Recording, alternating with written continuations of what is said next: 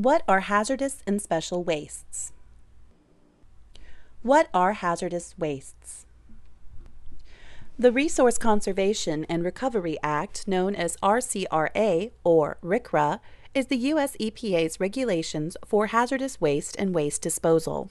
It has criteria for identification of hazardous wastes and then groups the wastes into two categories: listed wastes found on RCRA's hazardous waste lists and characteristic wastes which have some hazardous characteristic associated with the material, such as flammability or corrosiveness.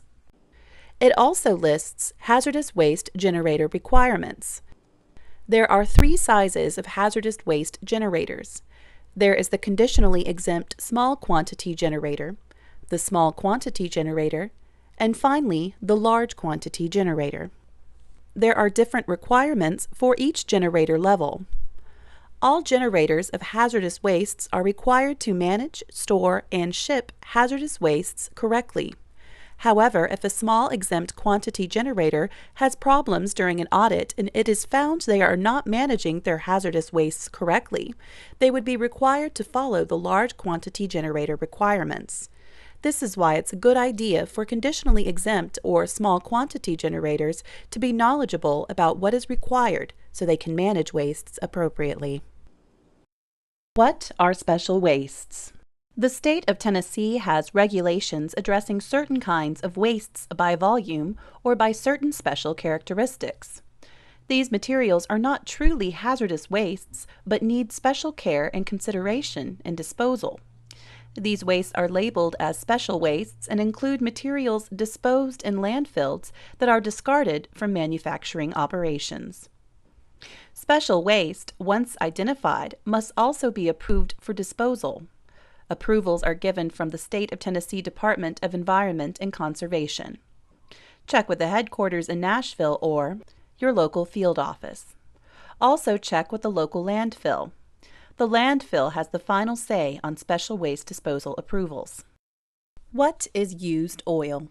Used oil is identified not by the characteristics or properties of the oil, but actually by the contaminants in it. Used oil is defined as oil that is spent, unwanted, or contaminated to the point where it is unusable in its original form.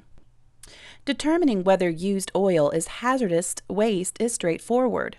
The only consideration would be if the used oil has been contaminated, typically by a chlorinated solvent or other listed or characteristic hazardous waste. If a used oil is tested and has chlorine in it, the presumption is that the chlorine is from a chlorinated solvent.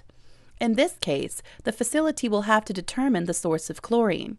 Fluorinated or fluoridated contaminants are significant concerns with used oil. There are requirements for storage and handling of used oil. A facility with greater than or equal to 1,320 gallons of oil or used oil storage on site is required to have a spill prevention control and countermeasure plan.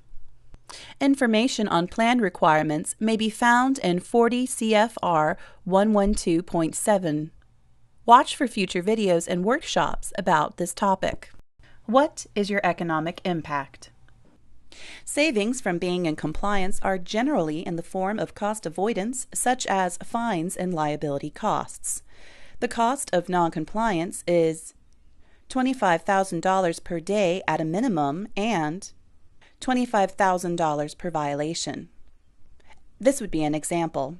Suppose XYZ company is out of compliance for 6 months. 30.4 days per month times 6 months times $25,000 is $4.5 million. Please note, improper disposal can add additional costs to your final impact. Facilities are responsible for hazardous waste even when it is accepted by a waste transporter or disposal facility. Companies can be held liable for removal and proper disposal of improperly handled hazardous waste. Your choice of material handling and disposal companies is important. Come to one of our upcoming workshops to learn more about hazardous and special wastes.